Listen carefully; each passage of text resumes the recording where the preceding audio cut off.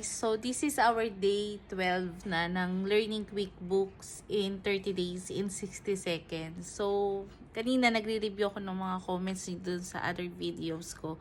Medyo hindi ko na-explain ng maayos para saan ba yung importation sa bank deposit ay sa bank transactions. Bakit ba siya ginagawa?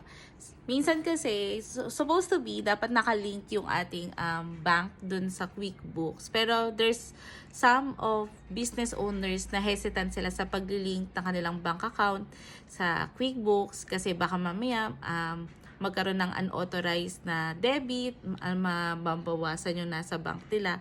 Pero secure naman po yung ating transactions or secure naman yung connection or yung link natin from QuickBooks to our bank. Bakit ba ginagawa minsan yung importation? Kasi minsan, dahil hesitant nga silang i-connect ang kanilang mga bank or credit card sa QuickBooks, so kailangan natin as a bookkeeper or accountant, kailangan natin ng mai-upload para sa ating bank reconciliation na tinatawag.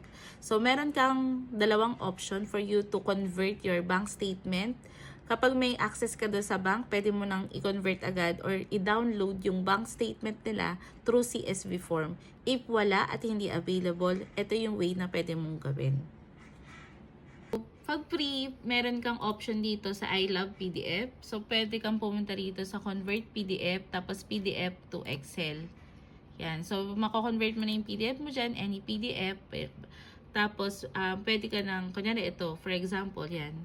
Tapos, pag inopen mo siya, magko-convert na siya into an Excel.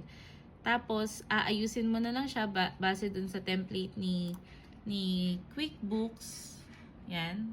Tapos, nag-automatic na siyang mako-convert yung PDF copy ng bank statement. Yan. So, kapag meron ka ng copy, open mo lang.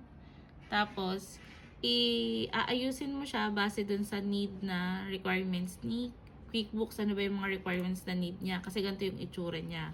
So, pagdating kay QuickBooks, ang requirements niya is dapat may date, dapat may description, dapat may money spent na column, saka receive column. Yan.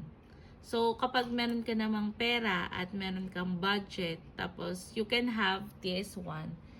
Si bank statement converter. Siya yung ginagamit ko kasi maganda yung conversion niya. Ibig sabihin, nasa-separate niya talaga. So, meron ka ng bank statement. This example is a credit card. So, maganda yung pagkaka-convert niya. Tapos, convert. Yan. Tapos, maganda yung pagkakaano niya. May sales date, post date, description. Tapos, may amount dyan. Tapos, download mo lang din. Tapos, kapag meron ka ng bank statement, yan naman yung ilalagay mo dito sa iyong template. So, pwedeng dalawa yung column mo ng amount, pwedeng isahan lang din.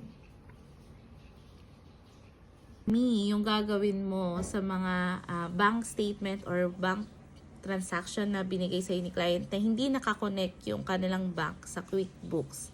So, if you wanted to know more about learning QuickBooks, comment ka na lang dyan sa comment section kung ano pa yung gusto mong gawa natin ng video for the next lesson. So, follow me for more tips in QuickBooks and accounting.